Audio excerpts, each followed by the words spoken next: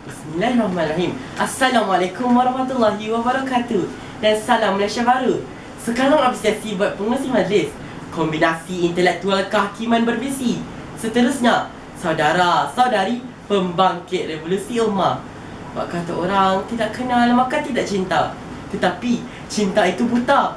Maka ayolah kita bersama-sama menghayati dan mendalami serta terus bercinta.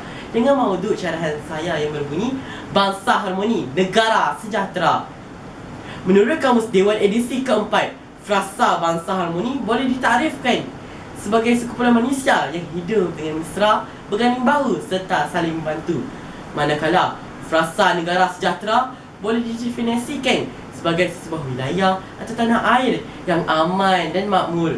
Pendek kata, bangsa harmoni, negara sejahtera membawa maksud rakyat yang bersatu padu menjadi tunggak keharmonian dan kesejahteraan sesebuah negara. Bagi mengupas tajuk ini dengan lebih berkesan, saya tampilkan 4 pragmatik perdana.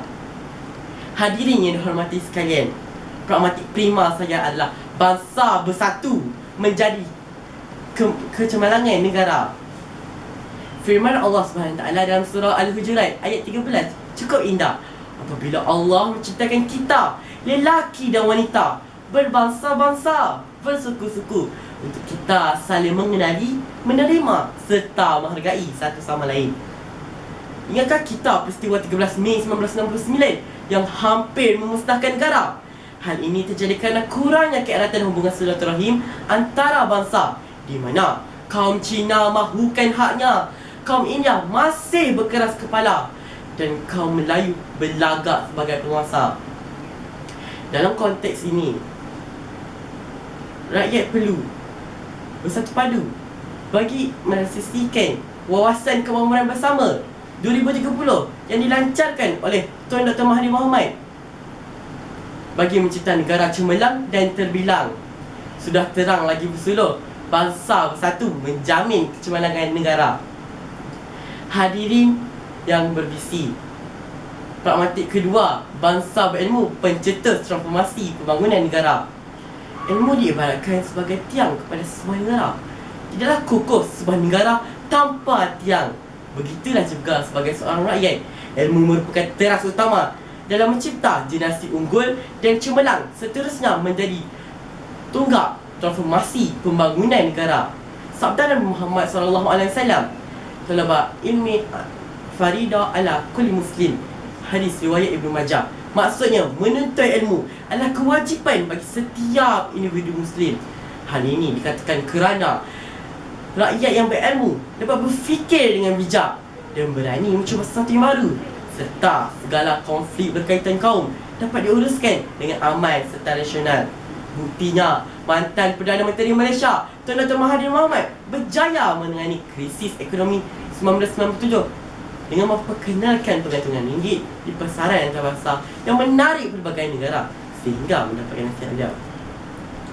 Semua ini tidak dapat dilaksanakan jika rakyat yang berkacau bilau dan tidak bijak menguruskan diri. Dalam konteks ini, benarlah bahawa bangsa berilmu pencetus transformasi pembangunan negara. Hadirin pemegang amanat bangsa, pragmatik ketiga, bangsa berintegriti teras kemakmuran negara. Integriti merupakan amalan yang bersifat jujur dan menunjukkan kepatuhan tanpa kompromi terhadap prinsip dan nilai moral. Integriti mampu menjamin keharmonian dan kemakmuran dengan melaksanakan segala amanat dan tanggungjawab yang diberi dengan berkesan. Firman Allah SWT dalam surah Al-Anfal ayat 27, "A'udzu billahi minasyaitonir rajim.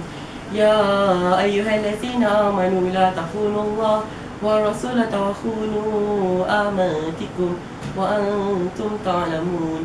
Sadaqallahul azim. Maksudnya, wahai orang-orang beriman, janganlah kamu menanti Allah dan Rasul, dan juga janganlah kamu menanti amanat yang telah dipercayakan kepadamu sedang kamu mengetahui.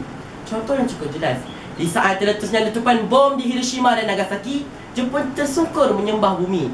Mereka dikabarkan mengambil 100 tahun untuk pemindahannya semula. Namun, mereka cuma mengambil masa beberapa puluh tahun untuk pemindahan negara dan rakyatnya. Indonesia pula sedang genap 65 tahun merdeka, belum pernah diranakkan oleh mana-mana negara. Hal ini terjadi kerana kerana rakyat Jepun dapat hidup dengan menjaga amanat dan dengan melaksanakan tanggungjawab yang diberi dengan efisien. Wajarlah disebut bangsa berintegriti teras kemakmuran negara. Hadirin dan hadirat, pragmatik keempat, bangsa membaca, bangsa berjaya. Bermasa individu daripada sesuatu bangsa yang membaca citra kejayaan bangsanya. Membaca merupakan kunci kepada kebangkitan umat. Tujuan asal membaca telah diperintahkan oleh Allah SWT kepada Nabi Muhammad SAW seperti mana difirmankannya sebagai wahyu pertama kepada baginda di dalam surah Al-Alaq ayat 1 hingga 5. Hal ini terbukti dengan kelahiran ramai tokoh ilmuwan yang terunggul seperti Ibnu Sina, Al-Razi, Al-Khwarizmi dan Ibnu Biruni. Kesemua tokoh tersebut memulakan penerakan mereka dengan bacaan sehingga mereka dapat menghasilkan penemuan baru. Jadi dapat disangka lagi bahawa kesemua tokoh tersebut mampu membantu negara dalam misi negara yang harmoni dan sejahtera. Oleh itu, izharlah bahawa bangsa membaca, bangsa berjaya. Hadirin yang berbisi, sebelum kata mengunci bicara, sebelum melangkah mundur pergi, ingin saya simpulkan caraan saya, iaitu asas untuk membawa negara dan bangsa ke hadapan ialah rakyatnya perlu menggabreng tenaga dalam membangunkan negara. Sebagai bangsa yang masih baru, Malaysia masih jauh untuk bersaing dengan negara-negara maju. Namun, jikalau kepelbagaian teras terus diperkasa, insya-Allah kita akan jadi bangsa yang berjaya dan duduk sama rendah serta berdiri sama tinggi dengan negara-negara maju yang lain. Sekian, wabillahi taufiq wa hidayah. Wassalamualaikum warahmatullahi wabarakatuh.